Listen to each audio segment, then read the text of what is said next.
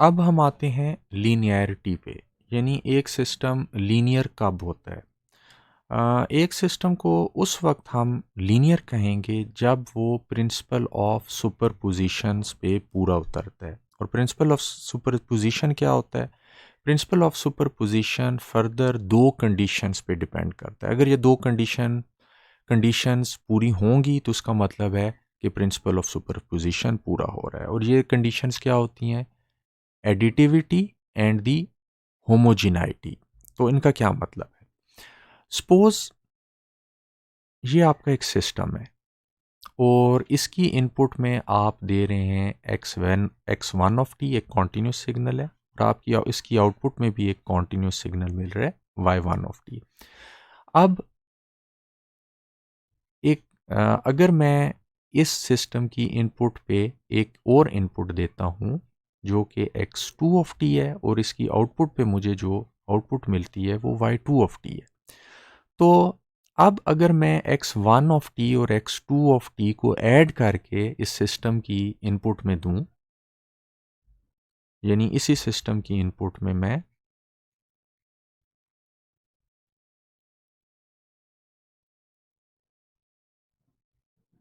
दूं, तो इसकी आउटपुट जो मुझे मिलेगी it would be the sum of y1 of T plus y2 of t. यानी x1 ऑफ टी के लिए इनपुट y1 ऑफ टी थी, x2 ऑफ टी की इनपुट के लिए y2 ऑफ टी आउटपुट थी, और x1 ऑफ टी और x2 ऑफ टी का जो सम है उसकी इनपुट के लिए जो मुझे आउटपुट मिल रही है वो y1 ऑफ टी और y2 ऑफ टी का सम मिल रही है। तो this is known as the additivity. और दूसरा जो प्रिंसिपल होता है सुपरपोजिशन के लिए जो ज़रूरी होती है वो होमोजिनाइटी होती है या स्केलिंग होती है। यानी इसका मतलब ये है कि फॉर एग्जांपल अगर मैं x1 को a से मल्टीप्लाई करता हूँ तो इसकी आउटपुट भी जो मुझे मिलेगी वो a से मल्टीप्लाई होके मिलेगी। यानी आउटपुट इनपुट को अगर मैं स्केल कर रहा हूँ a से मल्टीप्लाई करके तो इसकी आउटपुट भी मुझे a से स्केल होके मिलेगी। तो अब यानी अब इन दोनों प्रिंसिपल्स को मैं कंबाइन भी कर सकता हूँ। सपोज अगर ए एक्स वन इनपुट मैं दे रहा हूँ तो A Y one of T output मिल रही है, और अगर मैं B X two T of input दे रहा हूँ तो इसकी output B Y two of T मिलेगी।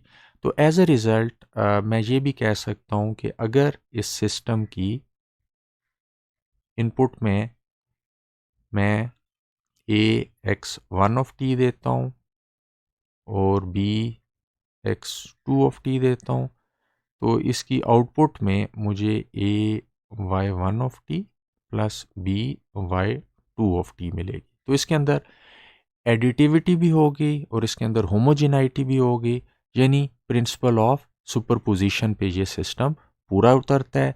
इसलिए मैं कहूँगा कि ये लीनियर सिस्टम है।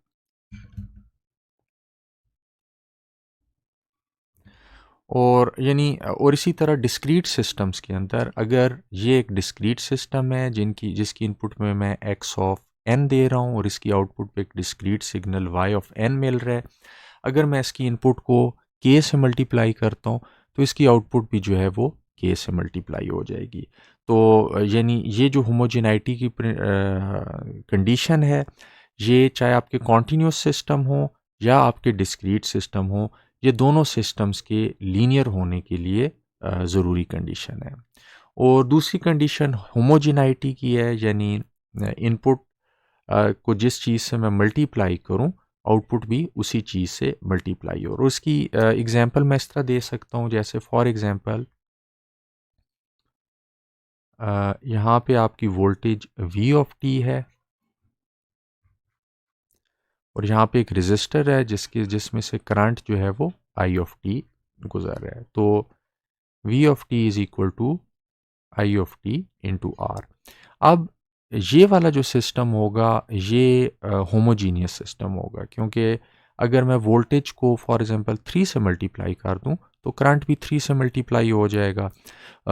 तो इस तरह यानी अगर मैं इनपुट वोल्टेज को स्केल कर रहा हूं तो करंट भी स्केल हो जाएगा। तो ये जो केस होगा ये होमोजीनियस केस है due to the Ohm's law, क्योंकि ओहम्स लॉ ये कहती है कि जिस तरह वोल्टेज को मैं बढ़ाता हूँ उसी तरह करंट भी बढ़ेगा।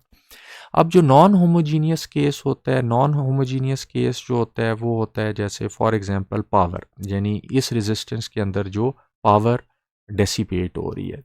तो इस रेजिस्टेंस के अंदर जो पावर डेसिपेट हो रही है वो आपको पता है कि it is equal to I square t of are.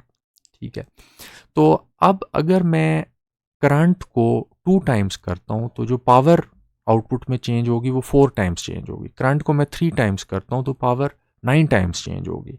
तो इस केस में स्केलिंग नहीं हो रही, यानी आउटपुट में ऐसा नहीं हो रहा कि अगर मैं 2 टाइम्स करंट को इंक्रीज़ कर रहा हूँ तो आउटपुट में जो पावर है वो भी 2 टाइम्स इंक्रीज़ हो, बल्कि वो 4 टाइम्स जो है पावर ज़्यादा डेसिपेट हो रही है रजिस्टर के अंदर। तो ये नॉन होमोजेनिटी का केस है। इसी तरह जब मैं लीनियरिटी की दूसरी कंडीशन या एडिटिविटी की बात करता हूँ, और अगर for example x1 of n जो है मेरा एक डिस्क्रीट सिस्टम है और x1 ऑफ n जो है मेरे डिस्क्रीट सिस्टम की इनपुट है और ये एक डिस्क्रीट सिग्नल है, और आउटपुट में मुझे एक discrete signal y1 of n मिल रहा है, और अगर इसी सिस्टम को मैं x2 of n discrete input दूँ और आउटपुट जो है वो y2 ऑफ n इसकी डिस्क्रीट आउटपुट मिल रही है, तो एडिटिविटी की जो कंडीशन है उसके मुताबिक अगर मैं x1 ऑफ n और x2 ऑफ n का सम दे रहा हूँ इस सिस्टम को, तो आउटपुट पे जो चीज़ मुझे मिलनी चाहिए वो y1 ऑफ n और y2 ऑफ n का सम मिलना चाहिए। तो ये एडिटिविटी की कंडीशन है आपके डिस्क्रीट सिस्टम्स के लिए।